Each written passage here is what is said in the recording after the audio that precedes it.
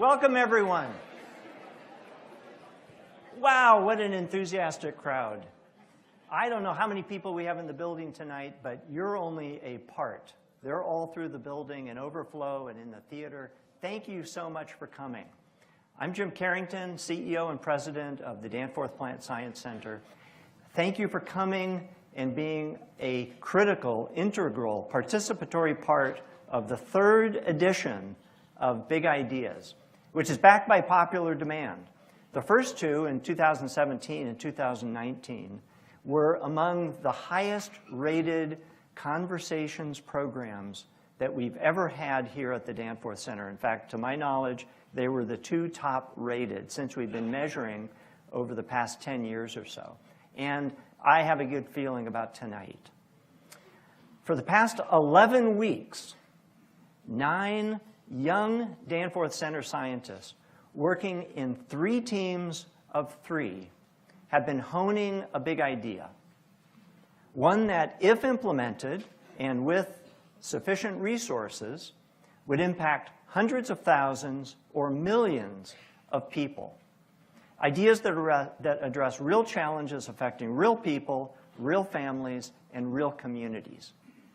Ideas that would truly deliver on our mission to improve the human condition through plant science. The teams built ideas based on work they were already doing.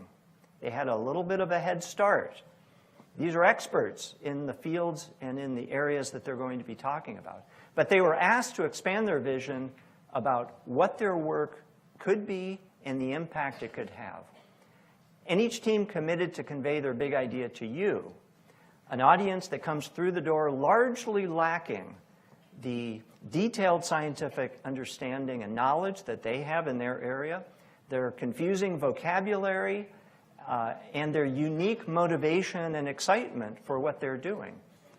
Oh, and they also agreed to do this in the form of a competition where you, the audience, gets to select the big idea and presentation that is most creative, most inspiring, and most audience connecting. This was a tall order that each team member has been devoting time and collaborative energy for 11 weeks since June 15th. We're honored that you've joined us tonight to experience the very best of the Danforth Center. Now, to kick off Big Ideas 3.0, please join me in welcoming our Master of Ceremonies, our very good friend, Chip Lerwick. Thank you, Jim. Good evening, everyone, and welcome to Big Ideas. As Jim had said, this is the third iteration. So for anyone who had been to either one of the first two, you know what you're in for. It's going to be a treat. But for those that have not, this is one of the most special and unique nights for the Danforth Center. These teams, as Jim had said, they're made up of scientists here. These are postdoctoral scientists, are graduate students, the research associates that are working on teams, and they get to shine tonight with a big idea. These are ideas they've been working on, as Jim had said, to solve for a big challenge in plant science or agriculture, and they're going to challenge you all to make that decision, as Jim had said. But first, they're going to start with working with a challenge to the panel to engage with a panel that's going to be seated in just a moment, and that panel has never heard these ideas before, and they're going to help you, the audience, by asking questions, engaging in dialogue with each of the teams after their presentation. And that will help you understand which idea is it that you feel like is worthy of your vote. And as Jim said, this is a competition, and you all are the ones voting. So what we're going to do at this moment, because this is a vote, you've all been handed a clicker. And on the screen is some instructions that are going to be put up. We need to have you test, and this is only for those of you that are here in this auditorium or the Langenberg Theater. For those of you online, you'll have a survey that will be served up during the vote. But we'd like to have you test, and what we're going to do is divide this group into essentially 3 groups, and we're going to have you vote with a 1 if your last name is between A and H. You vote 2 if your last name is between I and Q, and 3 with a name between R and Z. You can just put that in at any time now. Just want to make sure the equipment's working because we want to make sure we've got a good vote at the point that we need it. So everyone, thank you for that. I think we should be good with our test. Okay. With that, we'll want to begin by introducing our panel.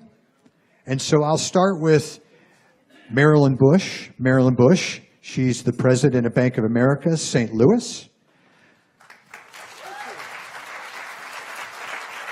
Dr. Benjamin Akande.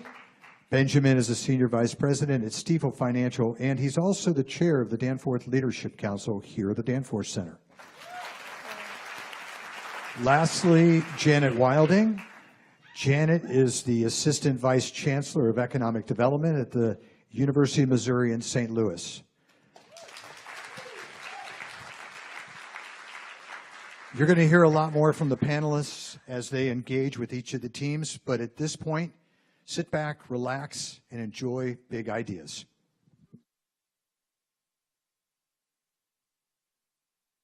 Each year, 40 billion tons of greenhouse gases are emitted primarily from burning fossil fuels. Deep emissions reduction are urgently needed to preserve our planet and sustain our way of life. Is there a way we can harness plants to shift and supplant our reliance on fossil fuels? Our big idea is to replace petroleum with farm-grown plant oils. I'm Poonam Jyoti from Himachal, India. I am Somnath Kole from Kolkata, India. I'm Stuart Morley from Stillwater, Minnesota, and we're Team EcoTag from the Allen Lab.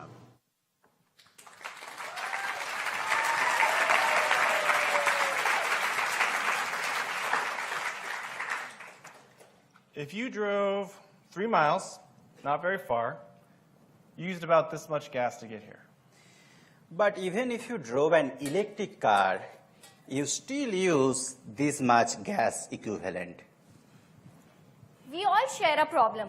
No matter how eco-conscious we are still reliant on fossil fuels. And we know this is bad because burning fossil fuels adds carbon to the atmosphere, contributing to climate change and making the planet hotter. Year after year, we experience the effects of climate change. We have observed prolonged and more violent wildfires, extreme floods, and severe storms. Most of the world has recognized this problem and committed to reduce emissions to avoid a 2-degree rise in global temperature by the end of this century. To achieve this, we need to reduce our emissions by 20% by 2030 and 50% by 2040. But we can do this right now. And we've had the technology for hundreds of years. Ladies and gentlemen, let's give it up for bikes.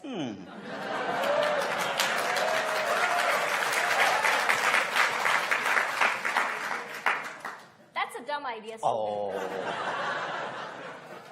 No, seriously, is that even practical? The place...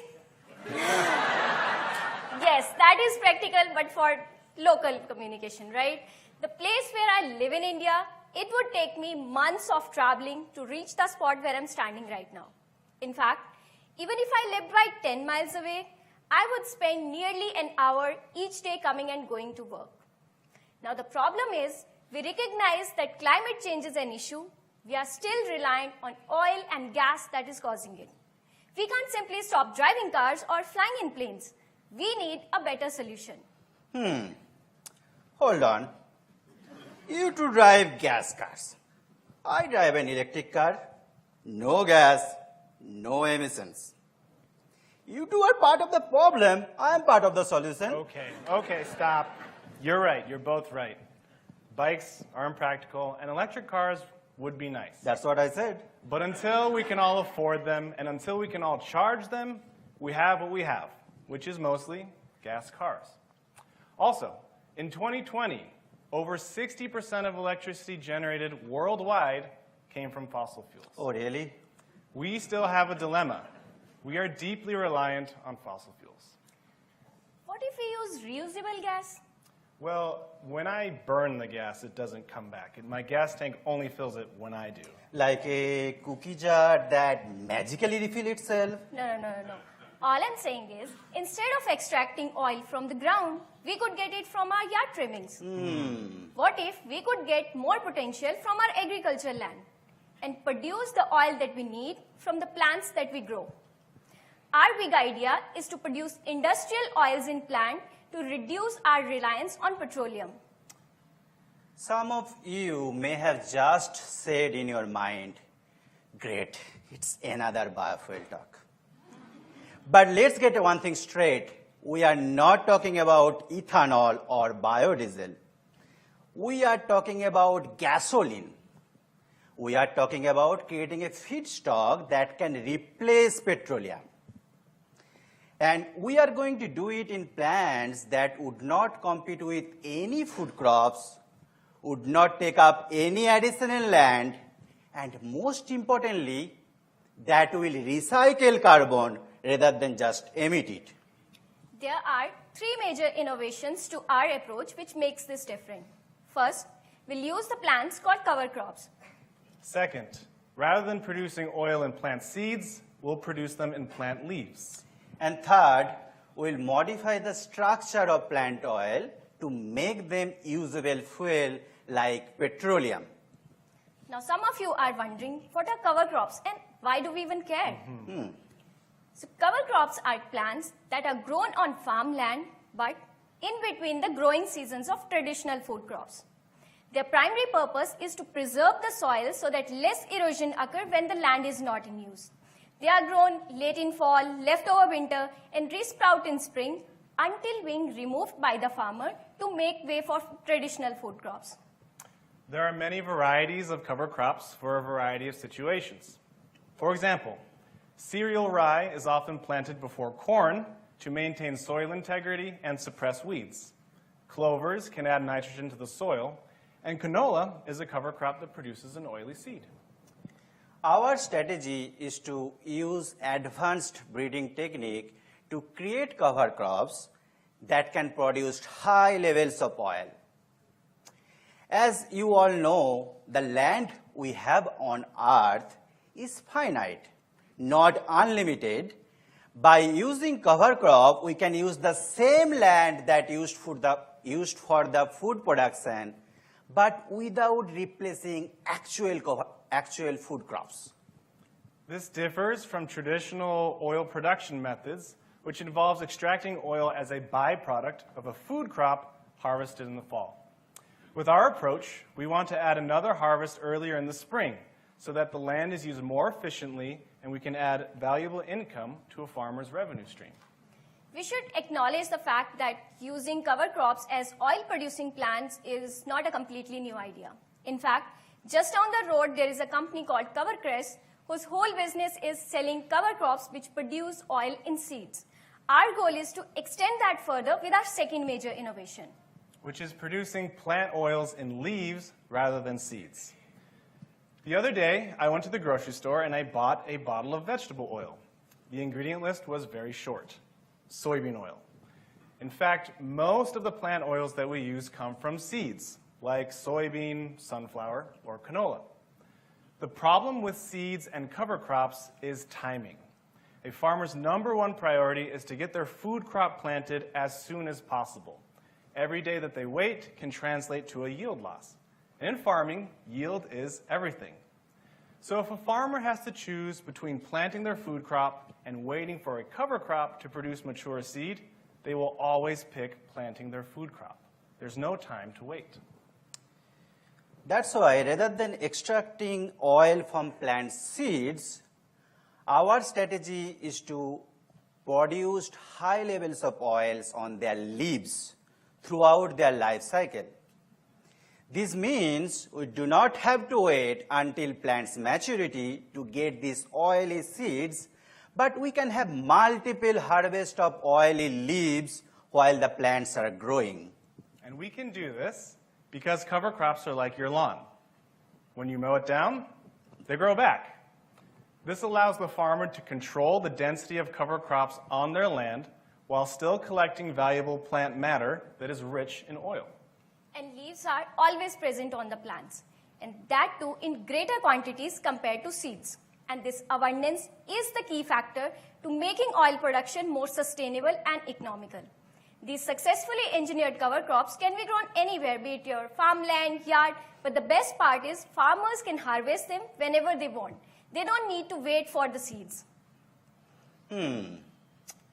Right now, some of you may have thinking, well, we understand the benefits of high oil production on cover crop leaves. But this is still biodiesel, not gasoline. You may be thinking, we drive a car, not a tractor, and we need eco-friendly gasoline.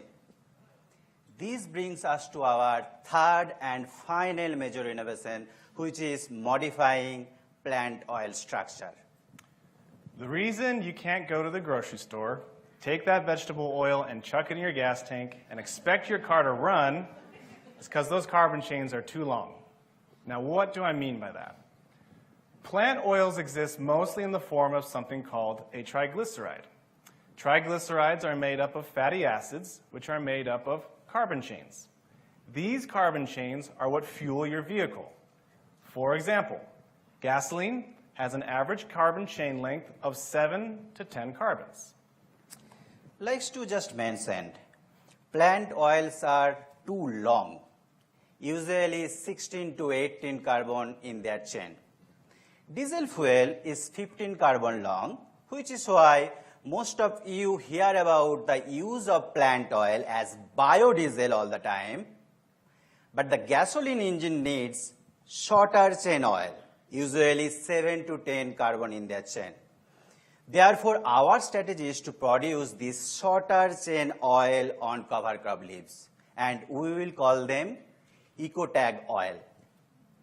EcoTag oil will be designed to work with the system we have right now, like cars, planes, and power plants. And although EcoTag oils will function like traditional fossil fuels, the resulting emissions will be greatly reduced because they're coming from plants or cover crops. Because EcoTag oils will be plant-based, each year that we plant and harvest our cover crops, the carbon will be actively recycled rather than permanently emitted. And to do this, we'll use a plant many of you are probably aware of. Coconut. What's so special about coconut, Poonam? So coconut has the ability to produce oils which are rich in medium chain fatty acids. Now what does that mean? The average chain length of soybean oil is 18 carbons, but the average chain length in coconut oil is 12 carbons, and these 12 carbons are much closer to the usable fuel or gas. Our strategy is to harness those genes from coconut, apply them in cover crop, and produce the oil of desired chain length. This oil can act as a substitute for petroleum. One more thing, you can use that oil in your car as well. We did it. We solved it. But hold on. We can lie. Words are cheap. We can say whatever we want up here. Is this actually possible? And we are closer than you may think. In a variety called Nicotiana, scientists were able to develop a plant that had high oil, over 30% by mass. We want to take this technology and apply it to a variety of cover crops to achieve similar levels of oil. And with this rate, which Stu has mentioned, if we grow EcoTag on all the farmland available in the United States, you won't believe, we can produce more than enough fuel to power all the cars of states. Wow.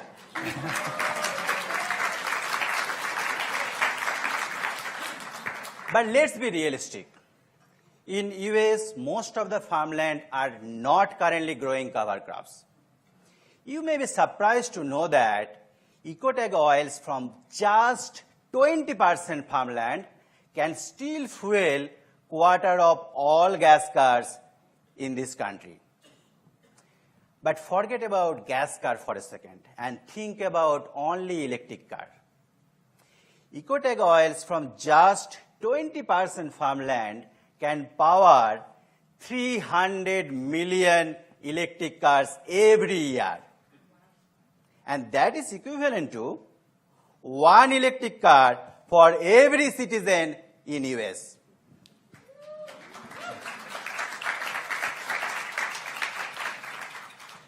And we haven't even mentioned about the reduction in carbon emission. In 2022, United States produced 1 billion ton of carbon emission just by driving. With EcoTag, not only we can reduce this large chunk of carbon emission, we can also fulfill the fuel demands. With our big idea, we can create a future where sustainable gas meets our needs without harming our precious environment. We don't have a lot of time to figure this out, so let's embrace this opportunity to create a brighter and cleaner tomorrow. Thank you for joining us.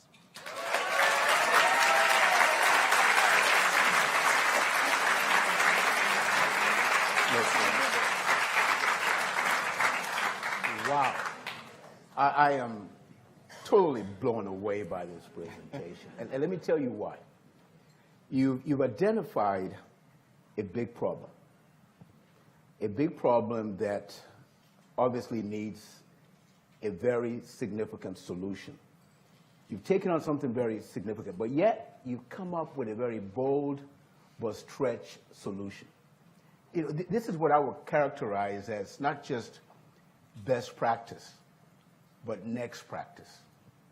Because you're challenging us to think differently. You're challenging us to really find a solution that is affordable, that is accessible, that enables everybody anywhere in the world to be able to gain access to this. But my question to you is this. How fresh is this idea? Have there been conversations, have there been discussions that have looked into how to take this from concept to reality? And in responding to that particular question, I want you to tell me, in terms of timeline from now till we get it rolling, how long do you think it'll take for us to be able to make this a reality? Sure, thank you. Let me try to answer your question. Maybe you guys can jump on. Come to your first question, that cover crops and use of cover crop is kind of new idea. Farmers are trying to go more cover crops nowadays to protect their soil, basically, and to improve their soil, because some of the cover crops are legume, which can fix nitrogen. That means it can improve the soil. And currently, I think 7 to 8% of the farmland in US only use the cover crops, but which is increased. It was a decade ago, it was like 1 or 2%. So this is kind of fresh idea. And then also the idea of the oil in leaves is also fresh idea, because few years back, kind of 7 to 10 years back, first time oil is produced in the Nicotiana, which we presented. So this idea also is fresh. So I think in total, whole idea is kind of fresh idea. And to extend on that, we have companies like CoverCress that build oilseed cover crops. Yes. So again, we mentioned the problem with seeds and planting food crops. So we want to extend this technology into plant leaves to really take advantage of not having to wait. So there have been conversations about this, and there have been people moving towards this. The real bottleneck is having the resources and funding to create these plants, because designing and generating these plants is hard for any researcher. So this is really what we're waiting on, trying to develop. And coming to the second part, which was like how long it will take. So that question itself has a two-part. One is how long it will take to generate those lines or generate those plants, and second one is about regulation. So in the lab, it will take 3 to 5 years to generate those plants and transfer them to the field, but then second part is about the regulation. So because it's not a food crop, so we believe or we are anticipating that it won't take that much time compared to the food crops. Thank you. Yeah, one thing I'm very impressed with is a lot of the ag tech technology doesn't bring the farmer into it or think about their bottom line. So I want to congratulate you for thinking about the farmer and also making sure that they have an additional revenue stream for their farms. I think that makes it more feasible. Other than the farmer, what do you think the biggest barrier would be to quick implementation of your idea? Oh, so I love this question.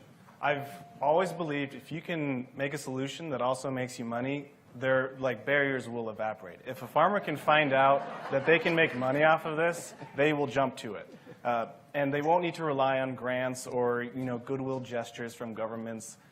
So I really think that if we can get this to work and if we can show it, that it will quickly take root everywhere. Yeah, that's a pun. Okay, go ahead. You're done. So I was reading an article why U.S. farmer doesn't grow so much of cover crops, because according to them it's kind of waste of labor because they need to do the seeding. Although they doesn't need to do a lot of fertilizers and pesticide, low maintenance crop these things are.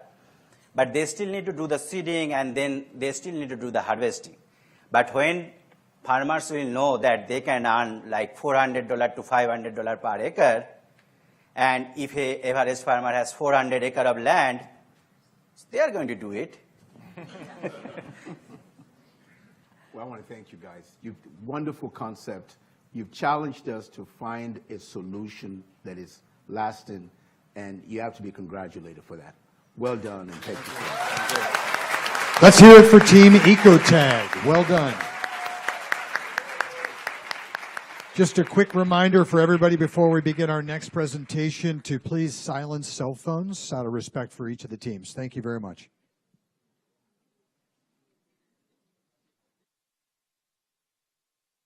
Why do we have food disparity? And who is affected? How can education bridge the gap of access in agriculture? Isn't it time to rethink how the needs for food in underserved and disenfranchised communities are met? Our big idea is to relieve food disparity by creating a network of living laboratories to focus on local community needs. My name is Zach Stafford, and I'm from Belleville, Illinois. My name is Curly Taylor, and I'm from St. Louis, Missouri. My name is Antonio Brazelton, and I'm from Huntsville, Alabama. We are Team Watley from the JJK Fan.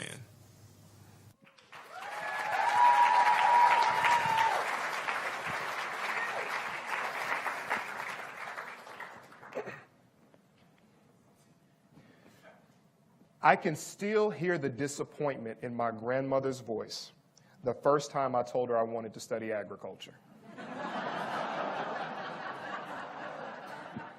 You mean like farming? We tried that before, baby. Are you sure you don't want to be a doctor or an engineer? See, my grandmother grew up sharecropping with her family during the late 1940s. She was certainly no stranger to agriculture or the plight of black farmers in the Jim Crow South. Although I didn't fully understand her words at the time, today I think she was trying to expose me to a broader truth about the complexities of the science I've grown to love. As Danforth community members, we exist in two worlds.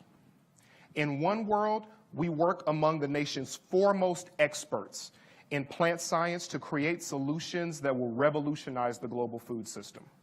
From Wi-Fi-enabled harvesting equipment to precision gene editing, we witness the power of next-generation agriculture daily. This is in stark contrast to the world we re-enter on our commute home.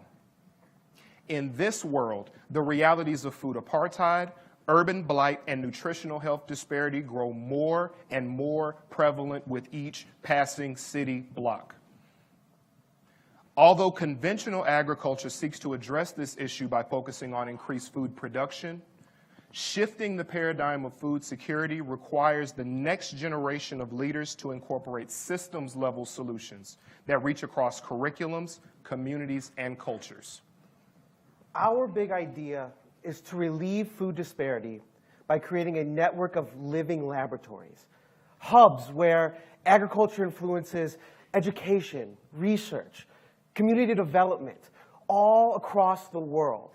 Centers that are filled with classrooms and laboratories and all the... Wait. You were doing good. Were you listening to anything I just said? I was next to you. He couldn't have been listening. We don't need more laboratories. St. Louis has the most plant science PhDs per capita, and they all work in laboratories on this kind of thing. They're calling it 39 North or something like that. No, these are living laboratories, and these are probably different than the traditional laboratories that you and probably the audience are thinking of. Okay. Living laboratories are user-friendly, open innovation ecosystems that focus on the co-creation of beliefs of everybody that can co-create around them. A place where students and educators, community organizers, artists, chefs, everybody can come together and come to systematically involve to the development of new solutions to meet their community needs. You know, he is right. This kind of work is primarily done in silos, with very little reach from outside of the communities that they're in. Our centers will have greenhouses, community gardens, test kitchens, labs for research, storage facilities, and other pertinent needs to that community.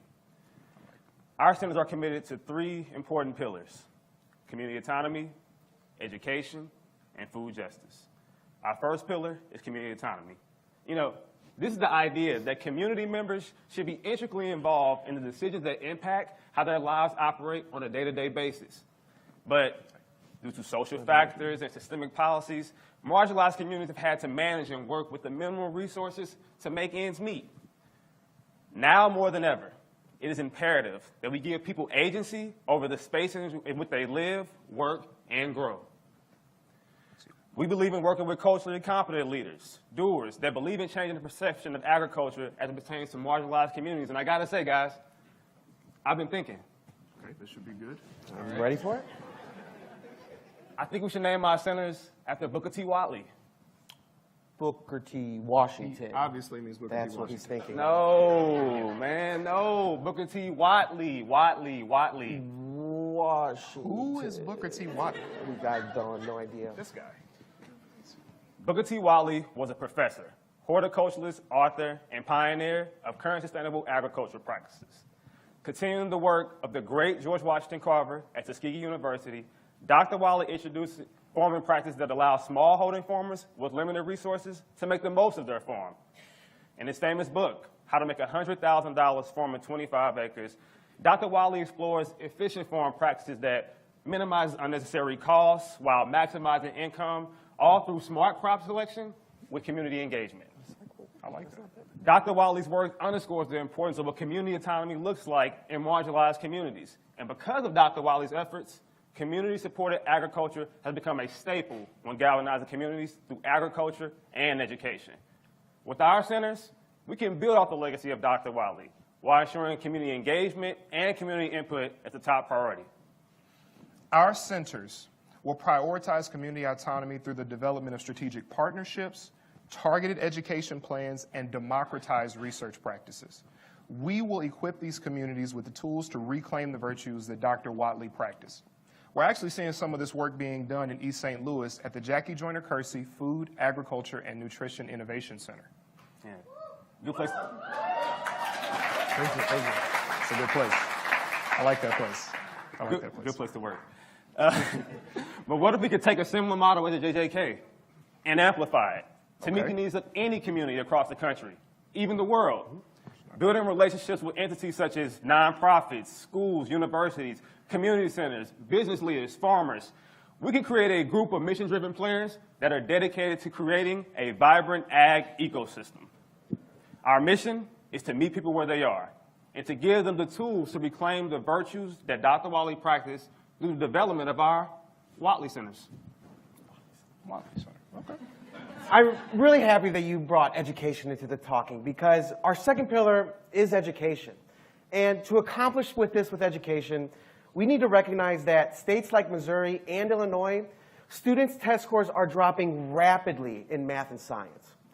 In our bi-state area alone, despite agriculture being the fastest growing sector, Missouri and Illinois has almost seen a 10-point percentage drop in students who meet the basic standards in STEM. So, how do we prepare the students for the next fastest growing sector? Well, engaging students as early as possible is important for students to learn what exactly is in their arsenal. In education, we have a saying, students don't know what they don't know. And as educators, we're really slow to respond. It's up to us to find new and exciting ways to mold the future leaders of America. But there are some barriers and some challenges. This is Jordan. And Jordan is a great student with strong ambitions to succeed. But unfortunately, living laboratories just do not exist in his community yet. While doing his research, Jordan had traveled 30 minutes across town to the Danforth Center from his community in East St. Louis, just to find the space and scientists needed that could help him with his science project. Luckily, Jordan was able to connect with Andrea Evans' lab here right at Danforth Plant Science Center, and Jordan's research focused on the role of leaf architecture in the implementation of crop production in corn. And he's only a sophomore. This experience has led to multiple competitions across the Midwest where he actually won the best paper session in the Illinois Junior Academy of State Science in Illinois. Yeah.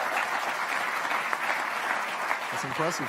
That's impressive. Yeah. That means that his presentation, despite his circumstances, was one of the most 20 top presentations in the state of Illinois.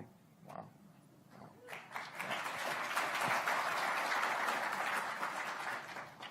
You know, but what if Jordan could do research right in the heart of his community? What if researchers like Andrea and educators like you, Zach, had a space where you can carve out and you can work with students like Jordan on a day-to-day basis? We believe that engaging students requires special facilities that marry science and education together. Whatley Centers will strategically be placed in communities where students can explore their curiosities and practice science in an ever-changing world. Each facility would be equipped with greenhouses, growing spaces, research development so that researchers like Antonio and students like Jordan can work together.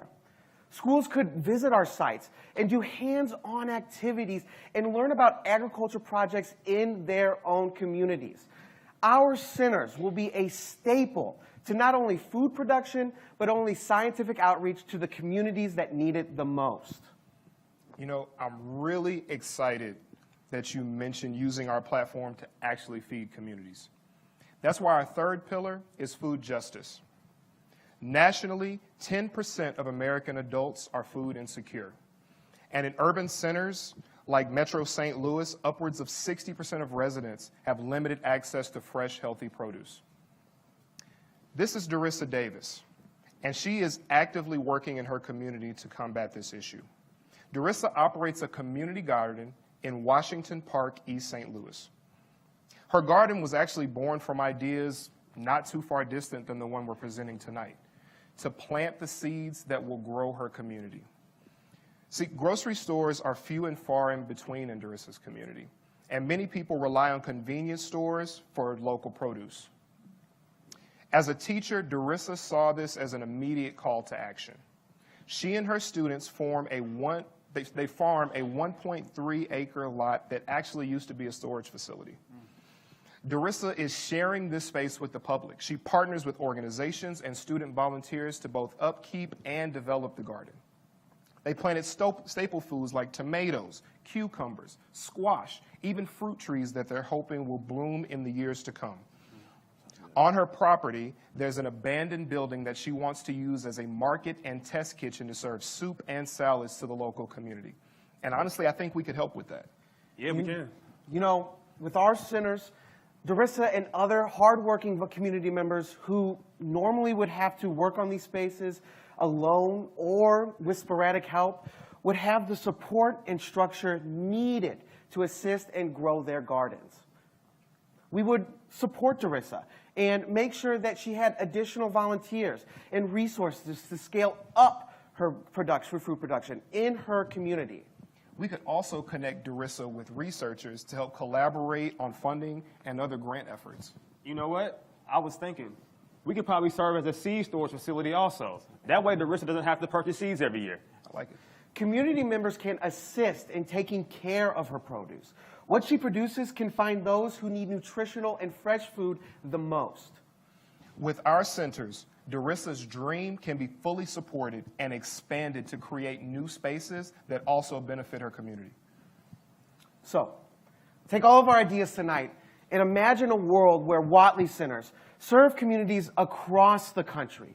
Hubs where communities have spaces dedicated to tackling their needs through agriculture. A Watley Center in Cincinnati, where first graders learn about plants by growing hydroponic vegetables to stock their fridges at home. Or a central hub in Detroit, where meetings happen to identify new community growing spaces. I think we need to think bigger. A seed bank where farmers in Mexico City can save and source locally adapted, drought-tolerant seeds. How about a research center right here in St. Louis, where scientists studying nutrient cycling and different varieties of kale alongside a workforce development program that specializes in rooftop gardens? All right, I got it. A logistics program that sustainably transports produce from vertical gardens in Queens to nearby black-owned restaurants in Brooklyn.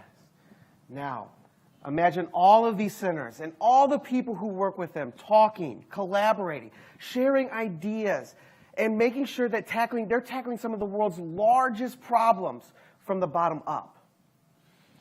We believe that feeding the world is as much about challenging the boundaries of technology as it is about challenging the boundaries of the social environments that they exist in.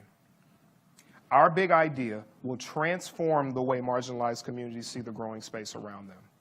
By cultivating agriculture centers based on community autonomy, education, and food justice, we can empower people with essential scientific skills, education, and resources to meet the broader community's needs in an ever-changing world. We are Team Watley. Join us as we embark on this journey. Thank you.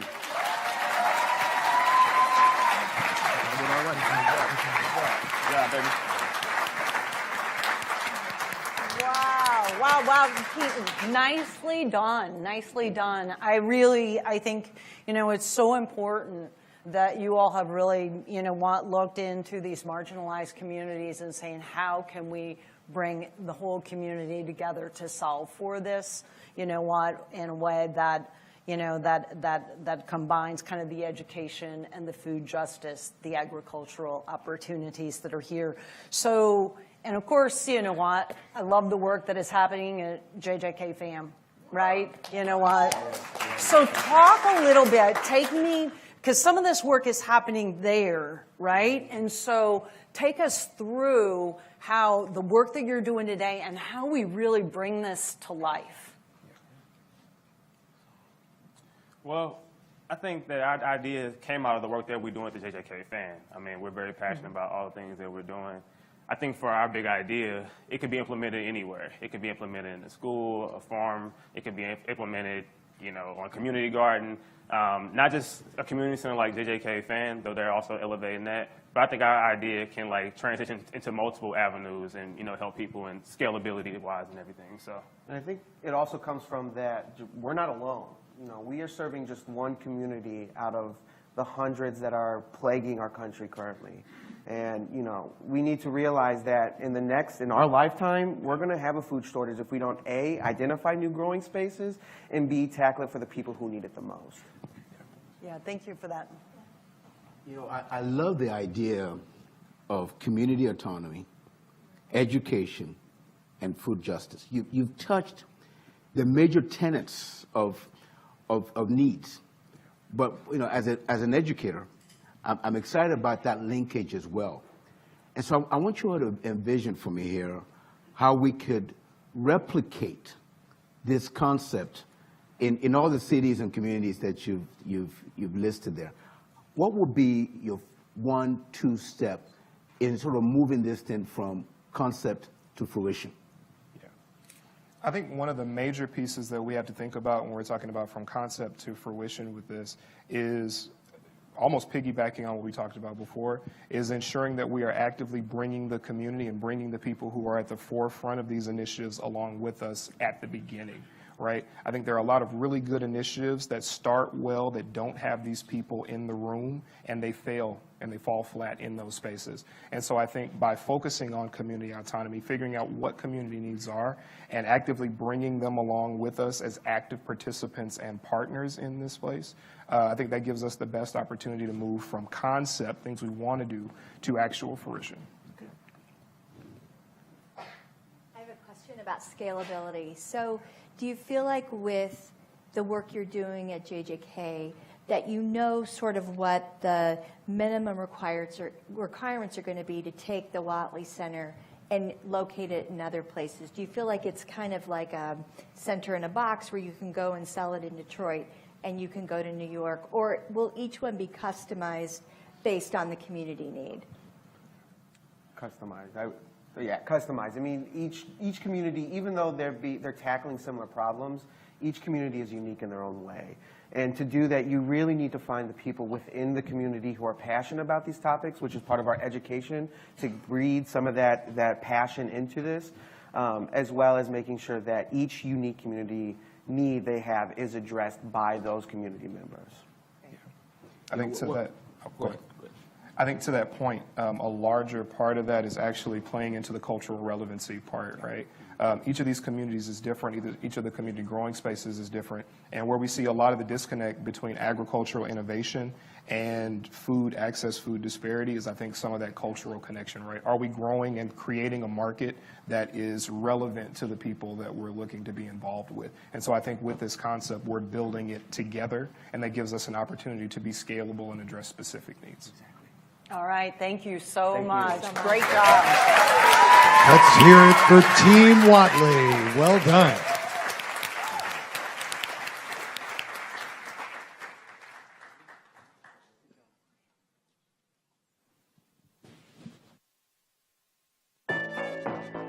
Using today's technology to figure out how many chemicals are in the plant kingdom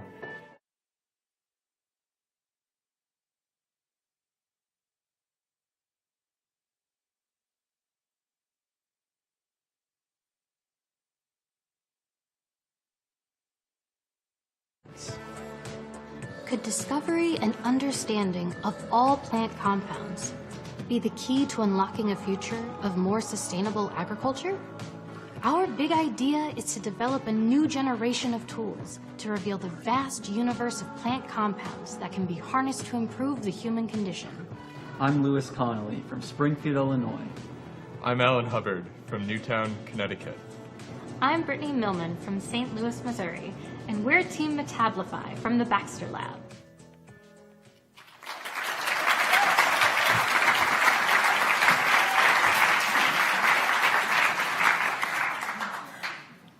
My dad grew up on a farm outside of the bustling metropolis of Assumption, Illinois.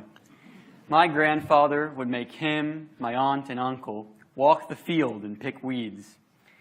Now, hearing this story as a kid, I thought my dad was nuts.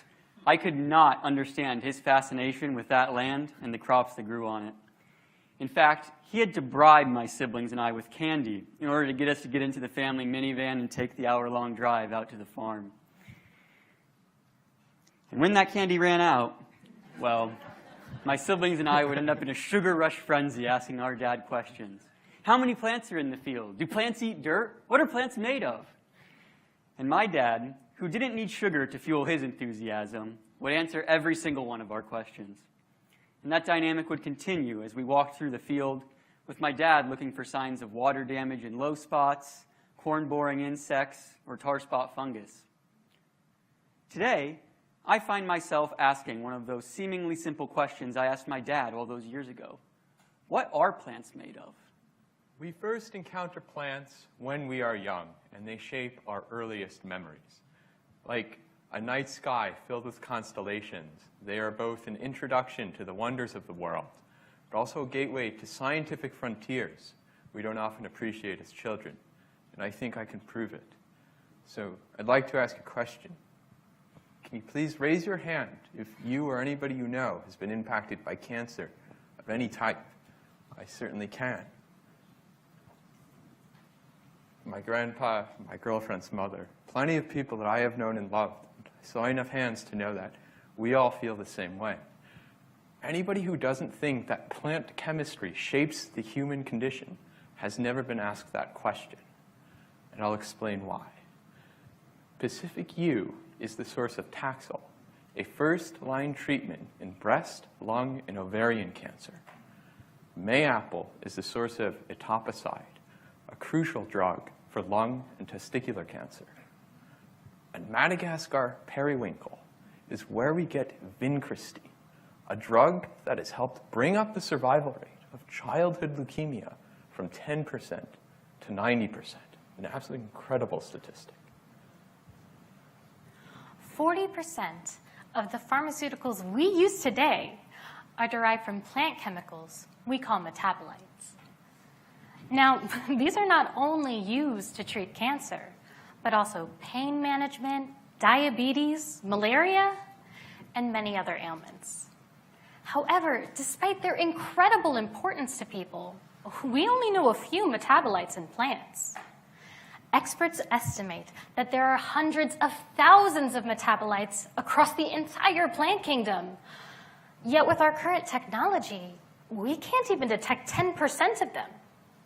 Imagine if we could detect more. Think of all the new medicines we would have.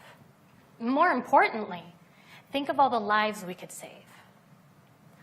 So why is it, in an age where we can sequence all the DNA in a person in a matter of hours, we know so little about something so important as the untapped potential of plant metabolites?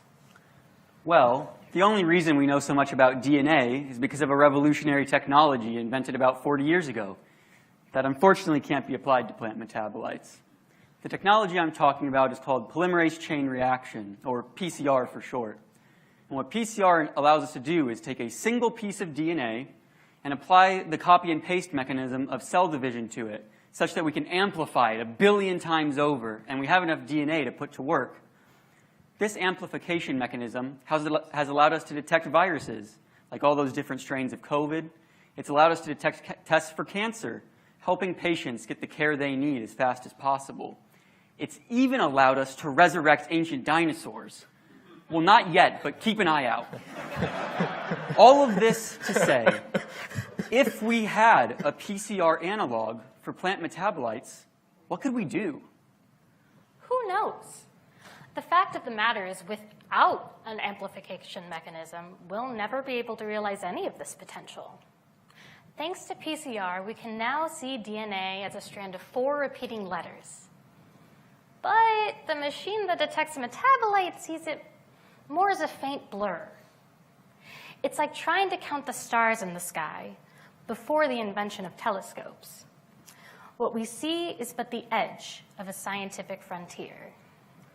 These challenges were all news to me when in 2018, during a job interview with Danforth faculty, the eyes of the late Todd Mockler lit up as he described a years-long vision to me, a plan to search thousands of plants for thousands of metabolites so that we could find the most important ones and put them to work for agriculture. The details were a little vague, but he believed we could create a new generation of crops, resistant to drought and resilient in a changing climate. I was absolutely hooked. It inspired me to move 1,500 miles from the East Coast here to St. Louis to join the Danforth Center and its community of cutting-edge plant scientists. By 2020, things were not exactly going as planned for reasons other than a global pandemic, believe it or not. Less than halfway through the thousands of plants, I realized we had a serious problem. Existing software simply could not track the thousands of faint metabolite signals that fluctuated in and out of detection in each plant. Few scientists had dared track more than a handful of metabolites across a couple dozen of samples. And here I was with thousands of each. Without a way to amplify metabolites the way that DNA is amplified by PCR, I faced the impossible challenge of trying to find thousands of needles in thousands of haystacks. So I did what I usually do when stuck. I went for a bike ride.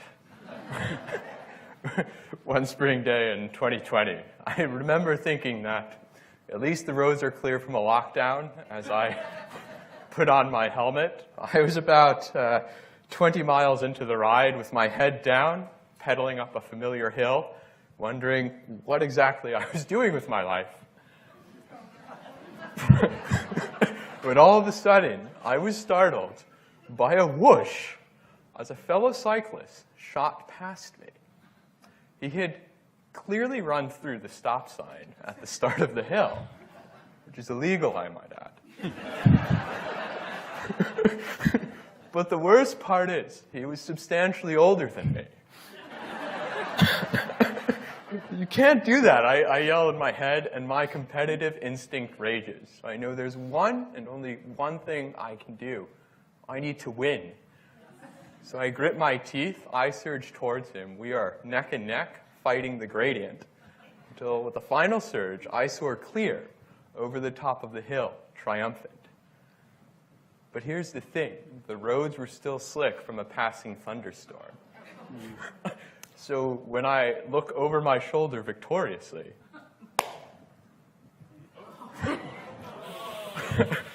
I go head over handlebars.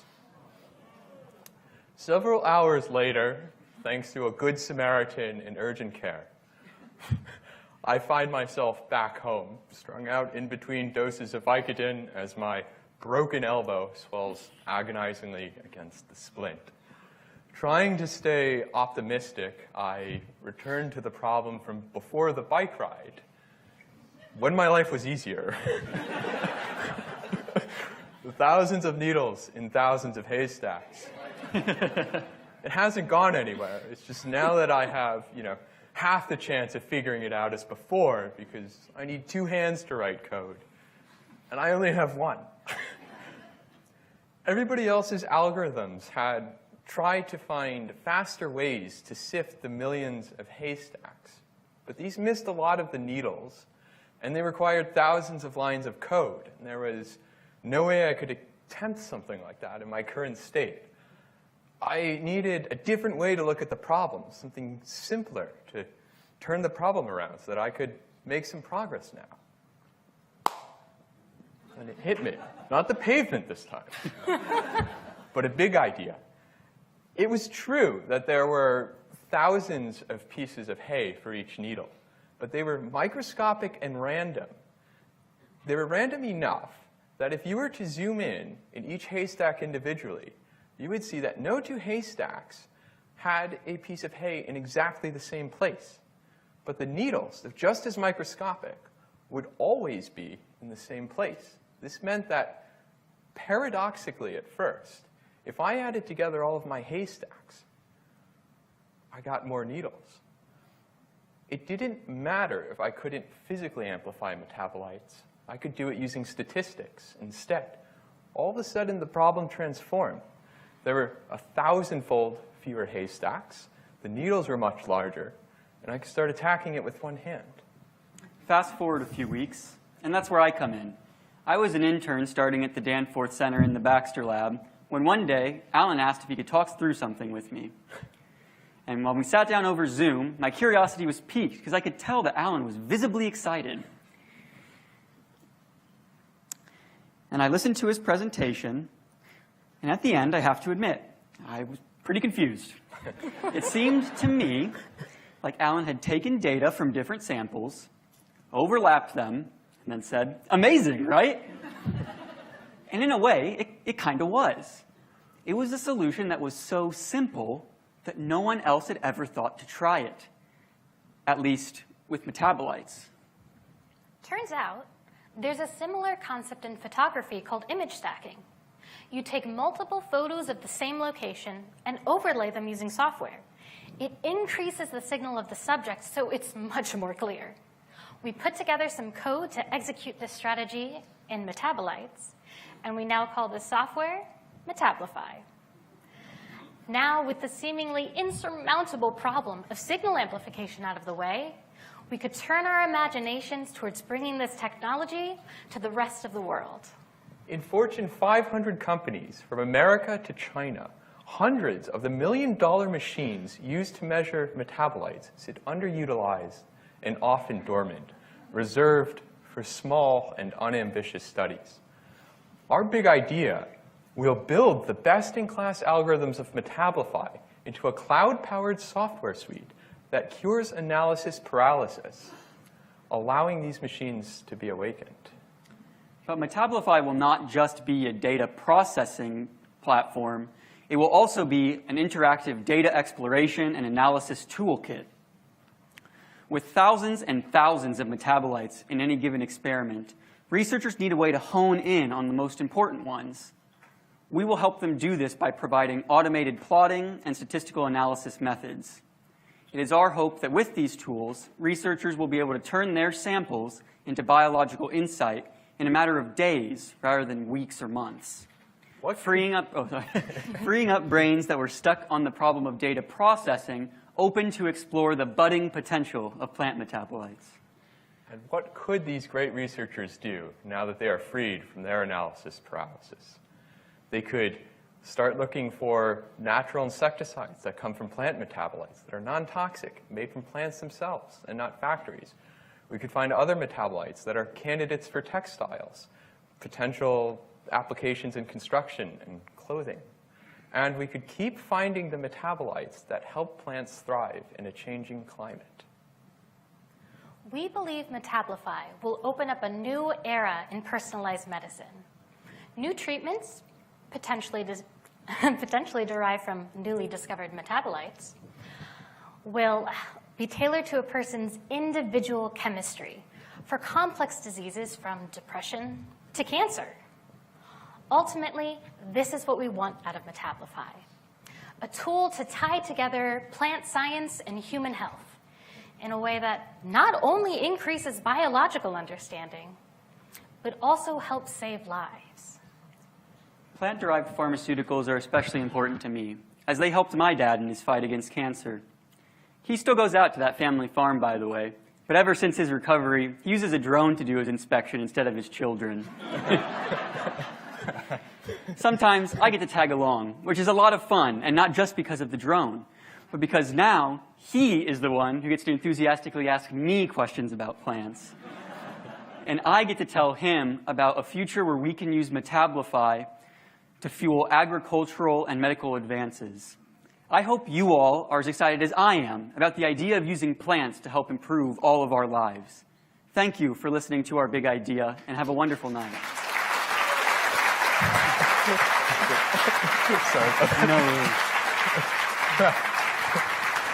That was great.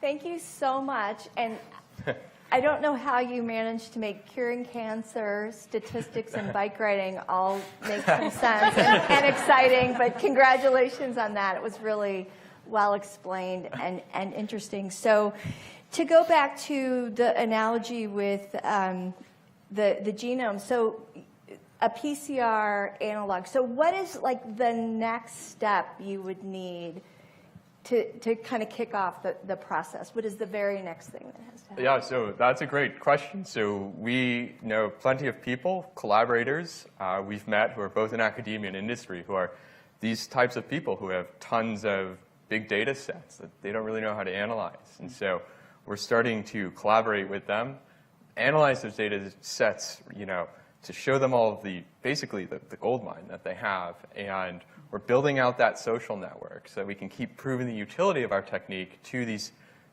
great researchers with tons of data sets that they don't know how to leverage. And we think we can turn that into, basically a revenue-generating service.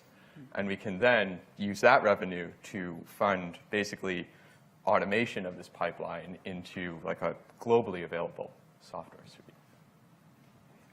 Gosh, there's so much to process here. I mean, no pun intended, but it really, as I think about it, it's like, you're right. It's how do you take it to the next level? And is there, an immediate problem that we say, this is the one that we're solving for that gets, that gets your idea off the ground, and then, obviously it takes off from there. What are you thinking about that? Yeah, I think, what we would like to do is form a company around which we have this IP, and we can start allowing people who want to do the type of work we've already done to do within their organizations. And one of the problems that I think they'd like to solve is trying to find human biomarkers, let's say. And so we have pipelines ready to go to help people with that. Yeah, and to chime in on that, another thing is to currently run the code, you need a good understanding of both computers and coding. So what we want to do is change that, make some type of graphical interface that people who know how to use the machines and know a lot about plant chemistry can use the software and utilize it without needing that technical knowledge. Great, thank you. You know, as I looked at the audience tonight, just briefly, and he caught my eyes, Arnold Donald, a remarkable researcher that took research and monetized it in a really significant way. If anybody knows what equal is. But I will say to you, because you've got benchmarks like Arnold, where you think about this concept, how do you move it from the laboratory, from conceptual science, into something that becomes real, that solves problems, that extends life? You know, because I think that needs to be at the back of our minds as we move in this journey. What are your concepts? What are your ideas on that? So that's a great question. One of the things people would love to do right now, but they really can't, is take, let's say, 10,000 people and look, what are the chemicals that are in their blood, let's say, and can you correlate that to disease risk? And that generates terabytes of data that other software can't process, but we could handle that right now. So there's a group of people who want to do something like that, look through thousands of people, find the chemicals in their blood that could tell if they're going to get cancer, if they're going to be prone to some sort of disease. We would provide the resources to that organization to be able to process the data. The machines already exist. The machines exist. It's this huge gap between what people want to do and with the software. And jumping off of that, not only would it help in finding people who are prone to certain diseases, it might also help in tailoring the medicine we currently have to people's individual chemistry. So if you've ever tried to get treated for something, there are usually multiple ways you could go, and it's kind of a trial and error process to see what ends up working best for you. One of our hopes is that through looking through people's own metabolites, we can find out which treatments work best for which people, so you don't have to go through that trial and error process. Wow. That's fantastic. I mean, I think you really have two big ideas, like customized medicine for individuals, and then your technology idea, which is using idle machines to do all of the processing. So congratulations, just very interesting. Thank you. Yeah. Let's hear it for Team Metablify. Thank you very much. Okay, that was incredible. I know you all feel the same, and you're trying to think now, how can I press all three buttons at the same time to make a vote? Because those are just incredibly creative and inspirational. Each and every one of those teams did a fantastic job. The task at hand now is for you to really contemplate which team really connected with you. What do you think is most interesting, viable, creative? What is it that you want to cast your vote for? And here's what's at stake. So this is a competition. The winning team tonight is going to be given a $10,000 grant to further their work and carry on with their big idea. So it's a meaningful challenge that you all are going to have at this point. So at this point, we're ready to vote. And you're going to see some instructions up here. It's pretty simple in the order that we had the teams come up today. So what you're going to be doing is using your clicker. You're going to be selecting 1 for Team Ecotag, 2 for Team Watley, or 3 for Team Metablify. And those of you here in the audience in the Langenberg Theater will use your clickers, and those of you online will have a survey tool that you'll be used to do that. We're going to give you about a minute and take some time to contemplate and vote. Good luck.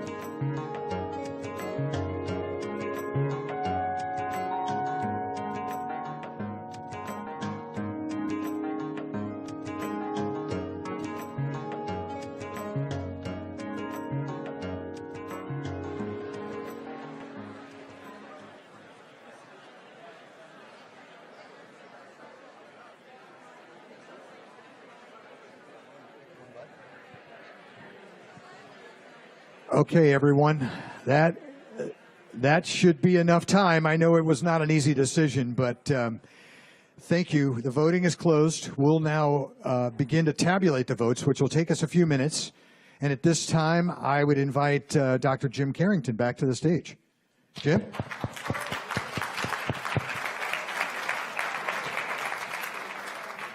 Thanks, Chip. Not only thanks, Chip, but this is the third time Chip Lurwick has served as our Master of Ceremonies. Give it up for Chip Lurwick again.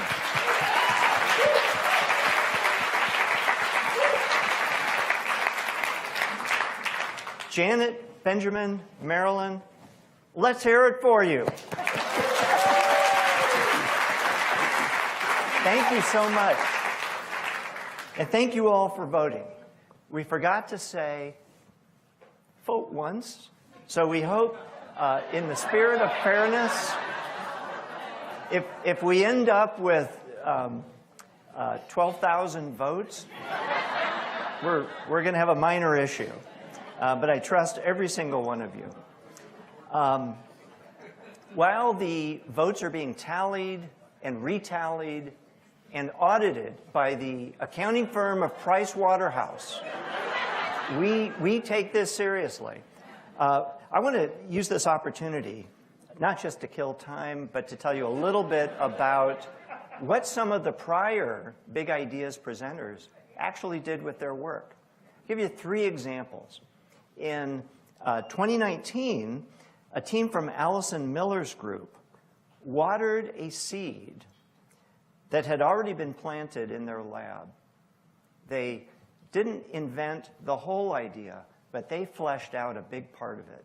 And as a result of that, that big idea blossomed into a multi-institutional $12.5 million institute grant led by Allison Miller that is seeking to understand how plants and plant roots influence the soil and how the soil acts on plant roots.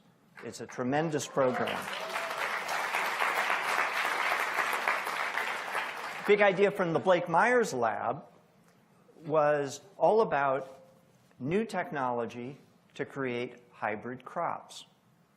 Their presentation, even though it wasn't a winning presentation, was so compelling to one individual in the audience that that individual immediately made a $30,000 donation to jumpstart that project in the Myers lab.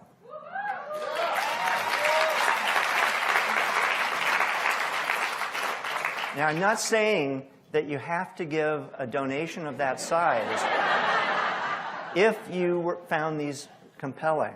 However, you know how to get in touch with us. And then third, the Keith Slotkin lab, which was the winning team from 2019. That big idea was actually the initial starting point for a transformational change in the Slotkin lab to develop new ways to insert DNA into plants in a targeted way, in a predictable way, and in a way that has vast economic importance.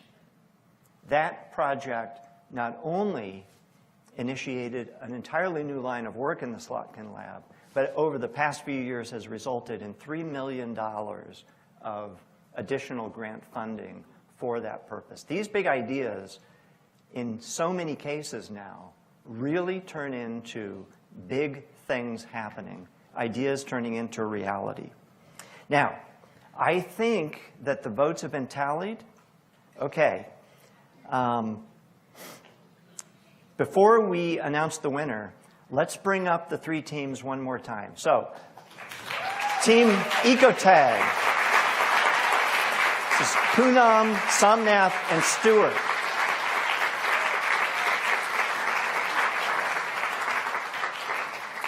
From JJK Fan and Chris Callis-Doole's team here at the Danforth Center and the Education Research and Outreach team, welcome again, Team Whatley.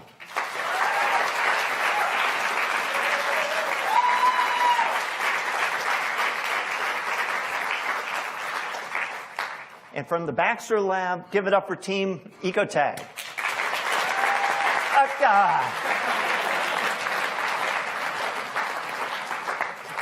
I told these guys before, just 5 minutes before, I am the least prepared person in the room. This is Team Metabolify, not Team Ecotag. Team Ecotag down here, I'm so sorry. I am going to turn my back to the crowd and thank every one of you for making me so proud, for so much work, so much creativity, so much innovation in these talks, and so much forward vision for all of your talks. I started when you were still out talking about how this was really the very best of the Danforth Center on display. Thank you for proving me right.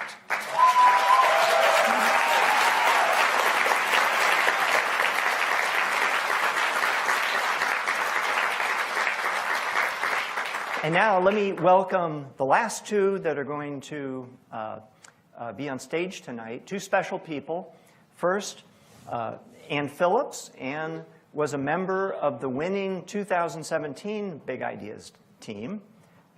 Ann is a scientist at one of our local companies called New Leaf Symbiotics, and she was a graduate student from Becky Bart's lab.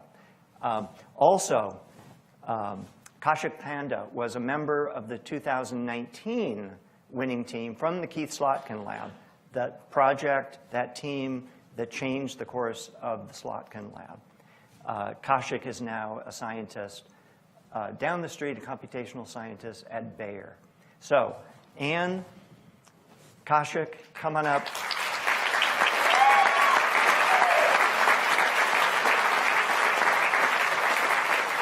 And please do the honor of letting us know who won Big Ideas 3.0.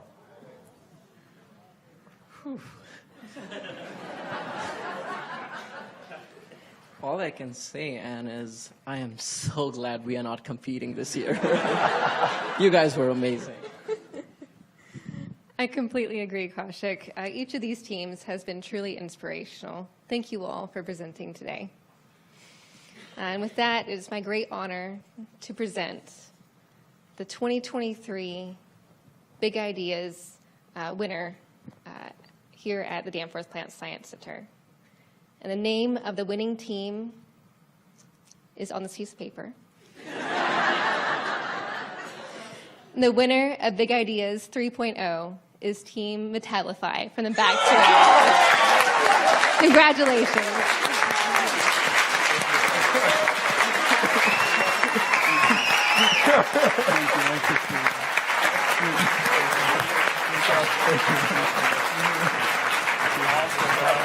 Okay, that's it. Give it up for these great teams and Team Metabolify. What an outstanding night.